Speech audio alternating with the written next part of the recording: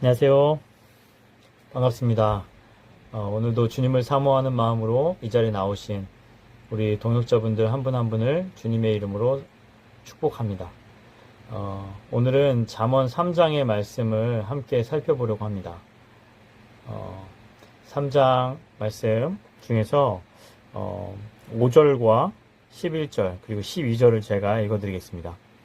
너는 마음을 다하여 여호와를 신뢰하고 내 명철을 의지하지 말라. 내 아들아, 여호와의 징계를 경히 여기지 말라. 그 꾸지람을 싫어하지 말라. 대저 여호와께서 그 사랑하시는 자를 징계하시기를 마치 아비가 그 기뻐하는 아들을 징계함 같이 하시느니라. 아멘. 3장 1절에서부터 12절의 이 전체적인 내용은 마음을 다하여 하나님을 신뢰하고 하나님께 순종하는 자가 복을 누리게 된다라는 것입니다. 오늘도 이 잠언의 저자는 다시 한 번 더 나의 법을 잊어버리지 말고 마음으로 명령을 지키라 라고 강조하고 있습니다. 특별히 여기서 이 지키라는 말은 하나님의 법과 명령을 단순히 마음으로만 기억하고 소중히 여기라는 것이 아니라 행동으로 그리고 우리의 삶 속에서 반드시 실천해내야 한다라는 것이죠. 자, 그렇다면 어떻게 될까요? 2절에 보니까 이 장수의 복과 평강의 복을 더하여 주신다라고 말씀하고 있습니다. 여러분 여기서 주목할 점은 장수와 평강이라는 복을 함께 주신다라는 점이에요. 무엇이냐면 장수한다는 복은 반드시 평강과 함께 갈 때 진정한 복의 의미를 갖게 된다라는 것입니다. 왜냐하면 이 평안 없이 그냥 오래 살기만 한다고 하면 그것은 어떻게 보면 복이 아니라 저주가 될 수 있기 때문이죠. 하지만 평안하게 오래 사는 것이야말로 정말 우리가 이 땅에서 누릴 수 있는 아주 귀한 복이라고 할 수 있다는 것입니다. 여러분, 성경이 말하는 평강이란 무엇일까요?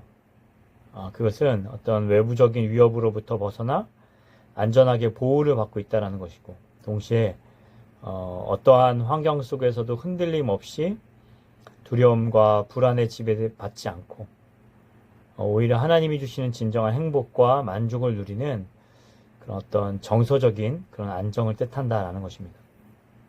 이처럼 아버지의 법과 명령을 지키는 자에게는 장수와 또 평안의 복을 허락해 주신다라는 것이죠. 우리 귀한 성도님들에게 하나님이 주시는 이 평안을 누리고 또 오래오래 장수하는 그런 복이 임하게 되기를 간절히 축원합니다. 다시 3절 말씀을 보시면 인자와 진리가 내게서 떠나지 말게 하라 라고 말씀합니다. 그럼 여기서 이 인자와 그리고 진리라는 사실, 이것은 하나님의 성품과 관련되는 단어입니다. 특별히 인자라는 말은 히브리어로 헤세드라는 단어인데요. 이것은 하나님께서 언약을 맺은 백성을 향하여서 품으시는 어떤 무조건적이고 변함없는 완전한 그 사랑을 나타낼 때 사용되는 말이죠. 중요한 것은 이러한 하나님의 사랑과 또 신실함이 우리를 떠나지 않도록 그것을 우리의 목에 매며 또 마음판에 새겨야 한다라고 말하죠. 자, 그렇다면 4절 어떤 복이 우리에게 따르게 될까요? 우리가 하나님 앞에서뿐 아니라 사람 앞에서도 은혜를 입고 존귀히 여김을 받게 되고 또 좋은 평판을 얻게 된다는 것입니다. 여기서 주목해 볼 점은 우리가 하나님의 말씀과 그로부터 나오는 이 지혜의 말을 정말 생명처럼 여기고 그 말씀을 마음판에 새겨서 말씀대로 살고자 최선을 다하려고 한다면 하나님은 물론이고 누구에게도요, 우리 주변에 있는 사람들도 함께 기뻐하고 우리의 지혜와 지혜에 순종하는 그 모습을 보고 감탄하며 또 우리를 좀 함부로 대하는 것이 아니라 오히려 우리를 존귀히 여기게 되는 그런 놀라운 일들이 일어나게 된다는 것이죠. 아무쪼록 우리 귀한 성도님들의 삶 속에도 이렇게 하나님과 모든 사람들 앞에서 은혜를 입고 또 존귀히 여김을 받게 되시기를 주님의 이름으로 간절히 축복합니다. 계속해서 5절과 6절을 살펴보시면 마음을 다하여 여호와를 신뢰하라고 말하죠. 여기서 마음을 다하여 라는 뜻은 단순히 무엇을 하는 척 하는 것이 아니라 외부의 어떤 조건에도 흔들리지 않는 그 마음 안에서 그 상황 안에서 여호와를 신뢰하라는 것입니다. 이렇게 여호와를 신뢰한다는 것은 우리의 지식을 의지하지 않는다라는 것이고, 또 이 6절에서 말씀처럼 범사에 하나님을 인정해 드리는 것입니다.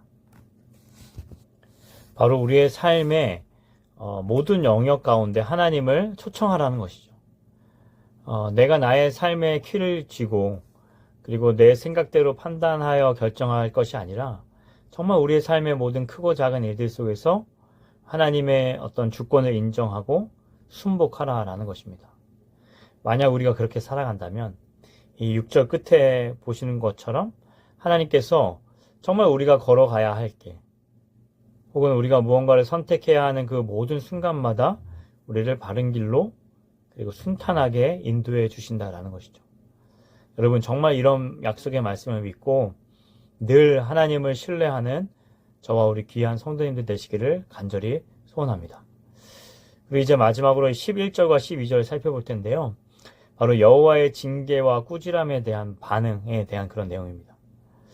우리가 살아가면서 정말 좀 일이 잘 안 풀리고 또 내 뜻대로 되지 않아서 또 저희들의 기준에서 왜 나에게 항상 이렇게 좀 안 좋은 일들만 생겨나는가, 이런 질문이 생기면서 마치 하나님께서 나를 징계하시고 책망하는 것 같아서 하나님에 대한 원망이 생길 때가 있죠. 사실 우리는 이 피할 수만 있다면 그런 징계를 피하고 싶고, 또 나에 관한 어떤 그런 꾸지람, 그것이 아무리 정말 말씀의 내용이라 할지라도 나를 책망하는 소리를 누구라도 듣기 싫어할 수밖에 없습니다. 그러나 오늘 이 11절과 12절에 보시면 그것을 싫어하지 말라는 것이에요. 왜냐하면 대저 여호와께서 그 사랑하시는 자를 징계하시기를 아비가 그 기뻐하는 아들을 징계함 같이 하시기 때문이다라는 것입니다. 오늘 살아가는 우리에게도 이러한 어려움이 찾아올 때가 있죠. 물론 모든 어려움이 잘못에 대한 징계는 아닐 거예요. 하지만 어려움을 당할 때 바로 내 자신을 돌아볼 수 있는 기회를 삼고 하나님이 주시는 그 말씀을 들을 수 있는 자가 진정 지혜로운 자다라는 것입니다. 그러므로 우리는 이 하나님이 우리의 뜻대로 인도해 주시지 않는다고 해서, 또 우리가 어떤 좀 잘못하거나 죄를 지을 때 징계하신다고 해서 시험에 들거나 믿음을 포기할 것이 아니라, 그렇게 징계하시는 하나님 아버지의 그 진짜 마음, 정말 우리를 바른 길로 인도하시기 위한 그 하나님의 그 사랑의 마음에 집중해서 날마다 하나님 곁에서 떨어지지 않고 내 삶 가운데 일어나는 모든 일들 속에서 승리하는 주님의 백성들 되시기를 주님의 이름으로 간절히 축원합니다. 함께 기도하겠습니다. 하나님, 오늘도 말씀을 통해서 귀한 진리를 깨닫게 해주시니 참 감사합니다. 특별히 정말 마음을 다하여 하나님을 신뢰하고 또 그분께 순종하는 자가 진정 복된 자이고, 또 하나님으로부터 참된 이 복을 누릴 수 있음을 기억하게 해주시고, 또 어려움이 찾아올 때 우리 자신을 먼저 되돌아보면서 겸손히 말씀 앞에 하나님의 뜻을 구하며 또 하나님의 그 마음을 헤아리는 지혜로운 자 될 수 있도록 주님 인도해 주시옵소서. 예수 그리스도의 이름으로 간절히 기도드립니다. 아멘. 네, 오늘도 함께 해주셔서 너무 감사합니다. 다음 주에 또 뵙겠습니다. 안녕히 계세요.